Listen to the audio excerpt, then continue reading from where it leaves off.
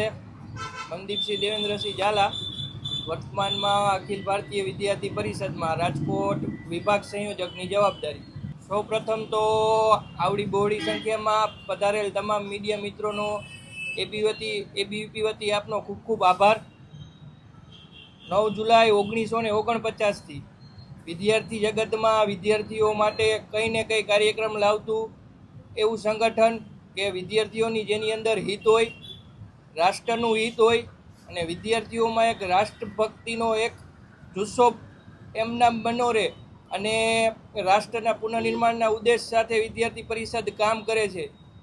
અને નવનિર્માણ આંદોલન તો કે નવનિર્માણ આંદોલન રહ્યું એનું આપને ખ્યાલ જ હશે કે એને 50 વર્ષ પૂર્ણ થાય છે। એટલે 50 વર્ષ પૂર્ણ થતાં વિદ્યાર્થી પરિષદમાં ગુજરાત પ્રદેશ દ્વારા 3 રથ કાઢવામાં આવશે, જે અલગ અલગ કેમ્પસમાં જશે।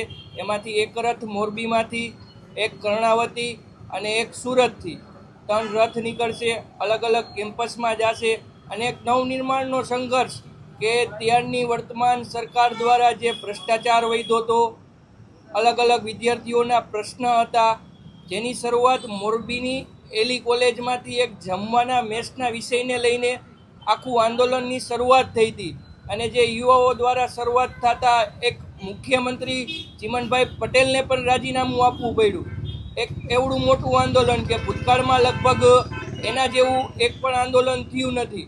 તો એના માટે વિદ્યાર્થી પરિષદ દ્વારા એક અલગ અલગ કેમ્પસમાં જઈ ત્યાંના વિદ્યાર્થીઓ સાથે મળી વિદ્યાર્થીઓને એક આખું નવનિર્માણનો વિષય ધ્યાનમાં આવે એ રીતના કાર્યક્રમ કરી છે।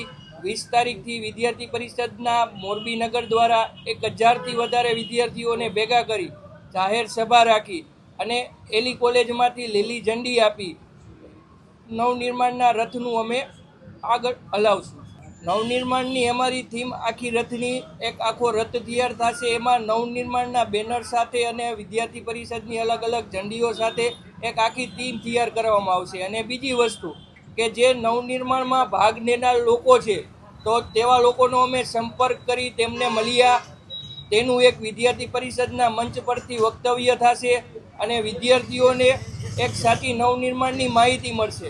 કારણ કે તત્કાલની સરકારે તમામ નવનિર્માણના ડોક્યુમેન્ટો 1973થી નવનિર્માણ ચાલુ થયું હતું તેના તમામ ડોક્યુમેન્ટો રહેવા દીધા નથી। એટલે અત્યારના યુવાનોને એક વિષય ધ્યાનમાં આવે કે યુવા દ્વારા જે કંઈ ભ્રષ્ટાચાર થતો હોય કે કોઈ પણ વિષય થતો હોય તેના માટે કામ કરવાની એક ઉત્તમ તક હોય છે અને તે કરી શકે છે। એ વિષયને લઈને જ અમે ગ્રાઉન્ડ ઉપર જાશું।